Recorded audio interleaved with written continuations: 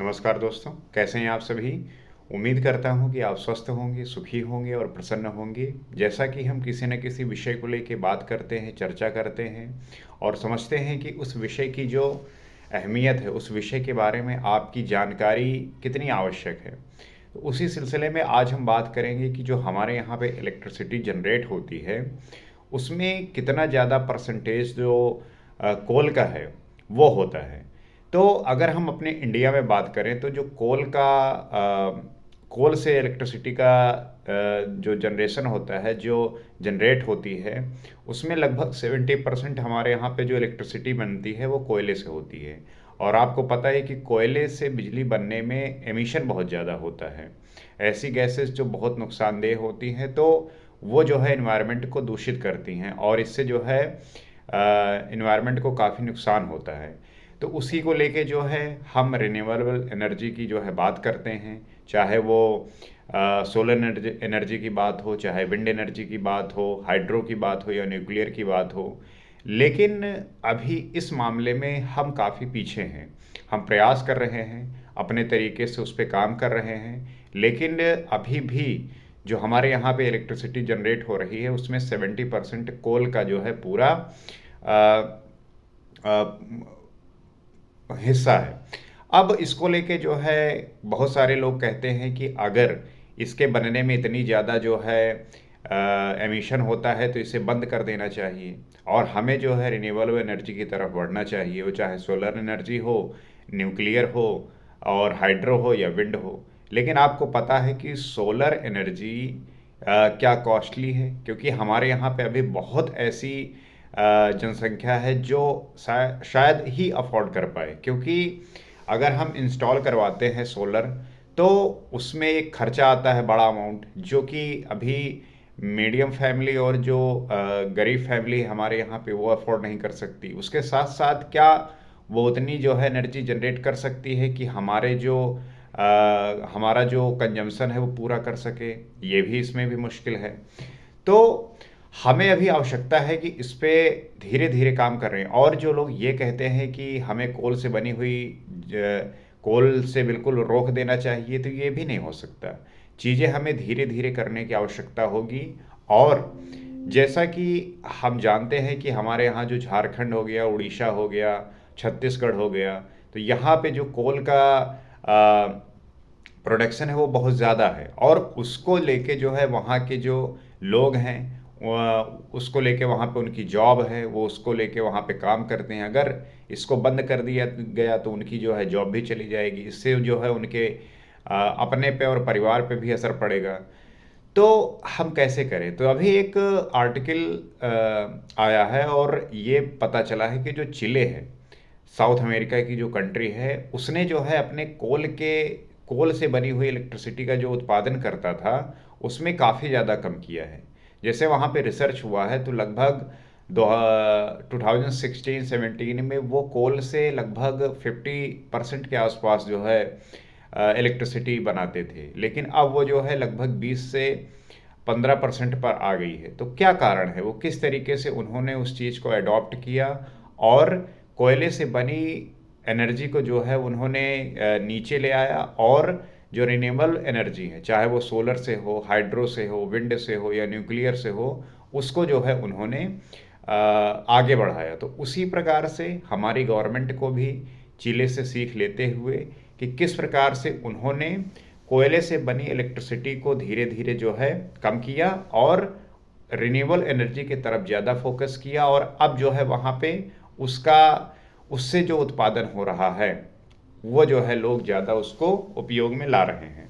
तो हमारी देश भी जो है, हमारी गवर्नमेंट भी इस पे काम कर रही है और निरंतर प्रयास से, निरंतर इस पे लगन से हम भी वो चीज़ अचीव कर सकते हैं, क्योंकि हमारे यहाँ की जो पॉपुलेशन है वो चिले से बहुत ज़्यादा है। अब इसके लिए जैसे सोलर का है कॉन्सेप्ट और ये सबको पता है कि उससे इलेक्ट्रिसिटी जनरेट होती है, लेकिन उसके इंस्टॉलमेंट में काफ़ी पैसे लग जाते हैं। जब आप पहली बार इंस्टॉल करवाएंगे तो वो इकट्ठा अमाउंट कहाँ से आएगा। गवर्नमेंट भले ही सब्सिडी देती है, फिर भी काफ़ी अमाउंट हो जाता है। तो गरीबों के लिए और जो मिडिल क्लास फैमिली है उनके लिए भी ये थोड़ा मुश्किल हो जाता है। और ऐसा भी होता है कि जो सोलर इंस्टॉल होता है तो क्या वो जितनी कैपेसिटी का इंस्टॉल होता है तो क्या उतनी वो एनर्जी प्रोड्यूस कर पाता है? तो ऐसा आया है कि वो भी नहीं कर पाता। तो ये भी जो है एक चिंता का विषय है। और साथ ही साथ जो है ये भी जानने की आवश्यकता है कि जो विंड एनर्जी हो गई वो कहीं पे हम अपने इंडिया में बहुत कम ही ऐसा जो है इंस्टॉलमेंट है जिससे हम उतनी एनर्जी जनरेट कर सकते हैं। साथ में न्यूक्लियर हो गई बात, तो न्यूक्लियर को इंस्टॉल करना और उससे एनर्जी, उससे इलेक्ट्रिसिटी बनाना, वो अभी जो है उतनी टेक्नोलॉजी, उतनी अभी हमने जो है उस पर काम नहीं किया कि हम उसे बड़े सिक्योर तरीके से कर सकें। और हाइड्रो एनर्जी पे भी हम काम कर रहे हैं, उस पे जो है और काम करने की आवश्यकता है। तो जैसे जैसे हम धीरे धीरे इस पे काम करेंगे तब हम पाएंगे कि हम चिले के मॉडल पे आके इस चीज़ को ख़त्म कर सकते हैं।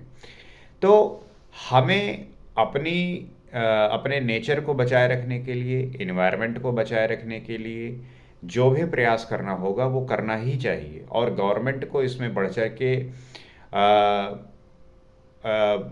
मतलब बहुत फोकस्ड होकर काम करना चाहिए। और जो प्राइवेट एंटिटीज़ हैं उन्हें भी इस बात का ध्यान रखना है कि वो इसको जो है और बढ़ावा दें, प्रोत्साहन दें। क्योंकि हर एक काम गवर्नमेंट ही कितना करेगी, क्योंकि उसके पास एक लिमिटेड अमाउंट में पैसे होते हैं। अगर इस पे प्राइवेट कंपनियां जो है हेल्प करेंगी तो ये चीज़ें ज़्यादा जल्दी से और आसानी से हो पाएंगी।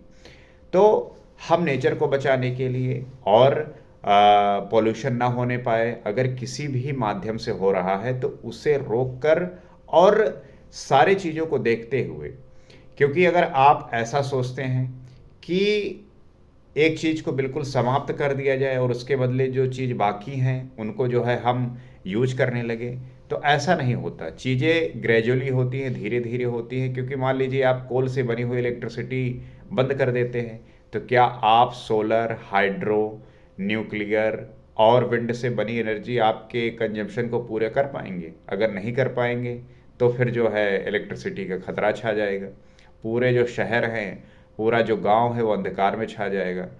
तो हमें इस तरीके से सोचना है कि चीज़ों को धीरे धीरे तरीके से प्रयास करना है। जैसे कि हमें जो रिन्यूएबल एनर्जी हैं उन पे जो है इन्वेस्ट करें, उन पे उनका इंफ्रास्ट्रक्चर डेवलप करें और उन पे जो है हम ज़्यादा फोकस्ड करें, ताकि उनको जो है इन्हेंस कर सकें। मतलब कि हम उससे इतनी एनर्जी जनरेट कर कर कर पाएँ कि फिर हमें जो है कोल से बनी हुई इलेक्ट्रिसिटी की ज़रूरत ना पड़े। तो इसे चाहे गवर्नमेंट हो चाहे प्राइवेट एंटिटीज़ हो, वो इन्वेस्ट करें तो रिन्यूएबल एनर्जी पे करें। लेकिन जैसे उससे कोल इंडस्ट्री से जुड़े हुए जो एम्प्लॉई हैं उनको भी धीरे धीरे उसमें शिफ्ट करें, ताकि उनका जॉब भी ना जाए, उनकी जो डिपेंडेंस है उस पर वो भी न छिने।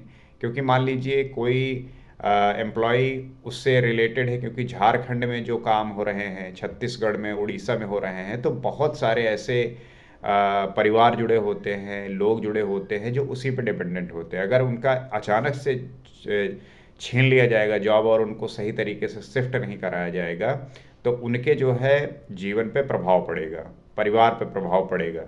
तो जब शिफ्ट करना है तो इसको जो है ग्रेजुअली करना है, धीरे धीरे करना है, ताकि लोग अवेयर भी हो उससे धीरे धीरे और साथ में उनके जीवन पे वैसा प्रभाव भी ना पड़े, अचानक ना पड़ जाए कि बिल्कुल जैसे तबाही सी आ जाए। तो इसे जो है समझने की आवश्यकता है हर एक व्यक्ति को। और ये भी ध्यान देने की आवश्यकता है कि वो जो इलेक्ट्रिसिटी यूज करें तो इस बात का ध्यान रखें कि हमें फालतू नहीं यूज करना। अगर आपको आवश्यकता नहीं है तो आप बल्ब बंद रखिए, किसी भी चीज़ की आवश्यकता नहीं है तो आप बेवजह मत यूज करिए, क्योंकि उससे जो है कहीं ना कहीं वो एमिशन हो रहा है जिससे हमारे इन्वायरमेंट को, हमारे अर्थ को नुकसान पहुंच रहा है और एक समय पे पूरे ह्यूमैनिटी को जो है वो नुकसान पहुंचाएगा और होने ही लगा है। क्लाइमेट चेंज की वजह से आप देख रहे होंगे कि हीट वेव कितने ज़्यादा आ रहे हैं, अचानक बारिश होने लगती है, एक्सट्रीम ठंड आ जाती है, एक्सट्रीम जो है गर्मी आ जाती है। तो इससे बचने के लिए हमें जो इलेक्ट्रिसिटी है उसे सही तरीके से बनाएं ताकि हम इन्वायरमेंट को सही से रख सकें और जब हमारा अर्थ अच्छा होगा तभी तो हम जीवित रहेंगे, हमारे आने वाले एंसेस्टर जो है सुरक्षित रहेंगे। तो सस्टेनेबल तरीके से एक प्रोसेस बाय प्रोसेस धीरे-धीरे से इस पे काम करते हुए हमें वहाँ पे पहुँचना है जहाँ पे ये चीज़ें सही तरीके से हो। जैसे चिले ने किया, हमें उसके मॉडल को अपनाना है और उन्होंने किस तरीके से ये अचीव किया, इसे जो है हमें भी अचीव करना है।